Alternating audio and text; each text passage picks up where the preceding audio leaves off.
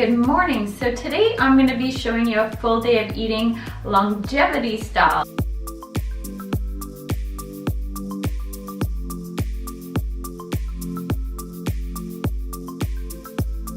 So I'm going to actually be basing my day of eating off of this book, The Longevity Diet. The book is written by one of the world's leading experts in longevity. Now there are two aspects to the book. The first is a pretty hardcore fasting protocol that he recommends people use multiple times throughout the year, but I'm not going to get into that aspect of the book. Today I'm going to be following his everyday diet.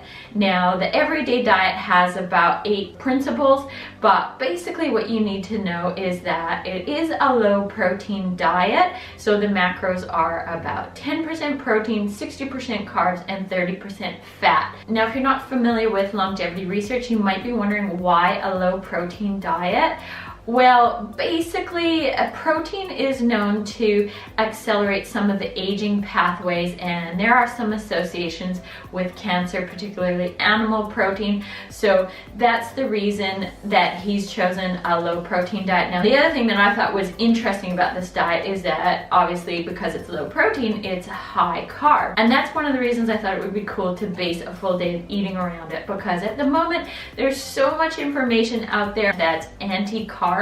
And here's one of the world's leading researchers coming in and saying actually high carb diets can be very good for you and can promote longevity. Now I should say I'm not promoting a low protein diet, and in fact I've been trying some of his recommendations and struggling a little bit with it. Protein has a lot of benefits, and one of them being satiety and appetite management, and I have been finding that when I've been reducing my protein according to this book, and I'm not getting anywhere near the 10%. The lowest I've been able to get is about 19% per day. I've been absolutely starving. I've been trying to have some low protein snacks before I go train my clients in the afternoon, and I'm getting hungry like an hour and a half later, and I'm starving by the time I get to dinner. So I'm not 100% sure what I think about it, but I do think that one of the things you can take away from it and from this video is that it's not so important all of the time to be smashing in protein,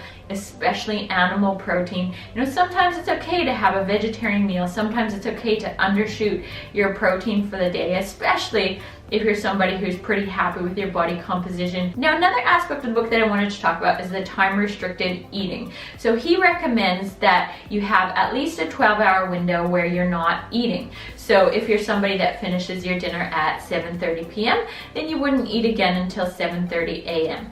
Now, for those of you familiar with intermittent fasting, that's basically what this is. And the reason that people do intermittent fasting is just to give their body a bit of a break from eating, which allows it to kick into some of those anti-aging processes to, you know, do that cell regeneration and turnover, that sort of thing. I finished eating quite late, around 8:30 or 9, so last night I think it was about 9, because I have clients so late. So to follow his time-restricted eating, I can't have breakfast until after 9 a.m. I am doing this most days anyway because it works really well for me. I like getting up, having a cup of tea, and working for a while, and then having my breakfast and going to the gym. So right now, when I'm shooting this video, it's 9:30 a.m. I am really hungry, but I just wanted to let you know that I've implemented that 12-hour fast. So that's a lot of talking from me at the start of a video, but I think it's really important to set the context for the meals that you're gonna see me eat today. On that note, my stomach is rumbling right now. Hopefully you can't hear it. And so I'm gonna go make some breakfast. Okay, so I really struggled to find a breakfast that I wanted to try in this book, because he recommends things like cereal and fruit or bread, and I just thought nothing seemed like it would really fill me up for the morning. So he does have an oatmeal based recipe though that has chocolate, nuts, and berries in it, and I thought that was pretty cool because I normally have chocolate oats for most breakfasts anyway. So normally what I do is I have oats with some protein powder and a little bit of cacao powder and some more chocolate stirred, and you may have seen that from me in other videos. So today what I thought I would do is just a little twist on that. Now I'm not going to put the nuts in the oatmeal because I'm just not a fan of nuts in my oatmeal.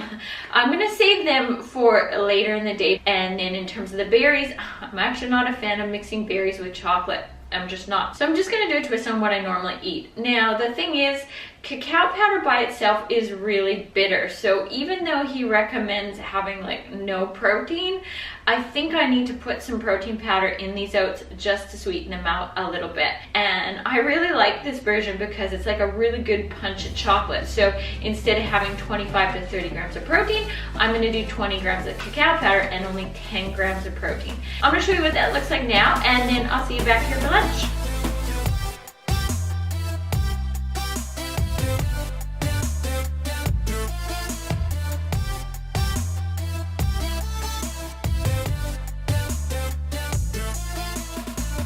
Okay, so back here for lunch. Now, what I do like about this longevity diet is that pasta features quite a bit in the recipes, probably because the author is Italian. Now, his basic formula for a pasta meal is pasta, obviously, olive oil, garlic, herbs, and tomatoes.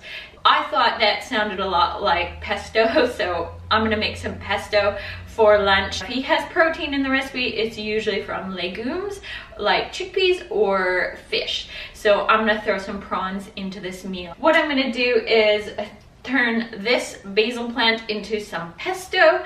I forgot to buy tomatoes yesterday, so I roasted some pumpkin. I'm going to throw the pumpkin in, a little bit of mushroom, cook up the prawns, and mix it all up, and I'll show you what it looks like. But actually, before I mix it all up, I should remind you of my meal plan. If you are interested in getting a little bit better balance in your own diet in terms of eating a bit more plant-based meals, lowering inflammation, that sort of thing, but not going to the extremes, my meal plan really takes care of that for you. And if this pesto looks good to you, that recipe is actually in the meal plan. So I'm gonna link to my meal plan in the description of this video if you wanna go check that out. And with that out of the way, I'll make lunch.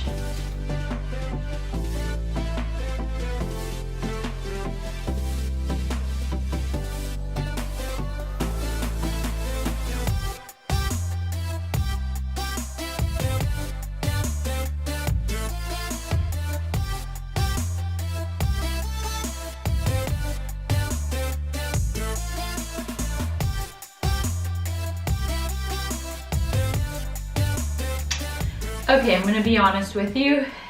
I drink a lot of coffee when I do these full day of eating videos.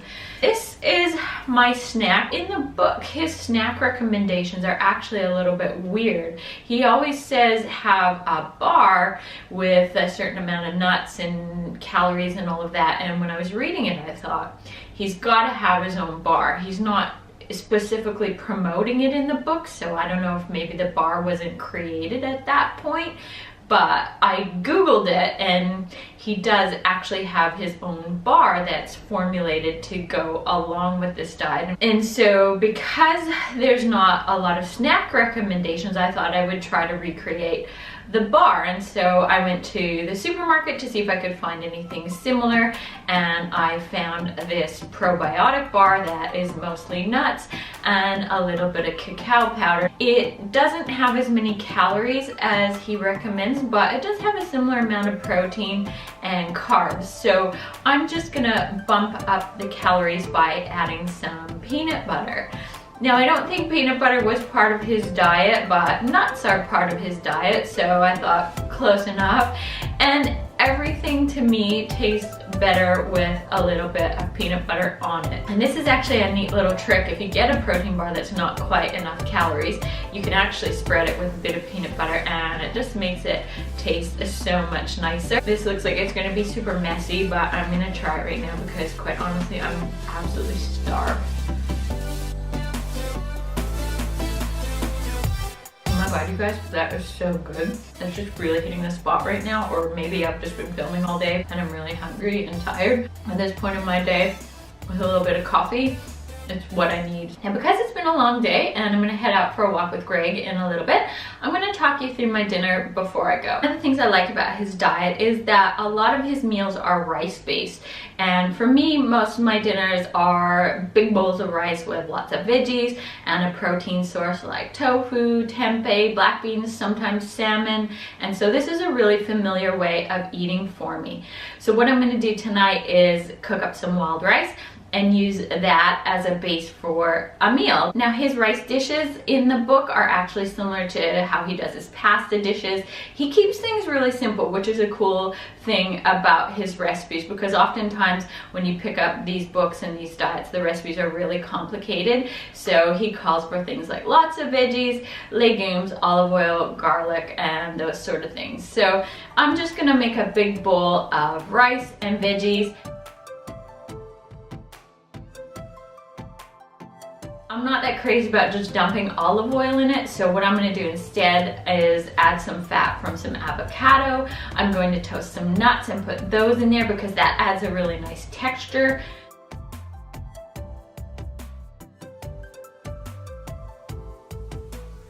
Alright guys, it's been a really long day, so I'm going to sign this video off now. Remember to subscribe to my channel if you want to catch more videos like this. Thank you so much for watching, and I'll see you again next time.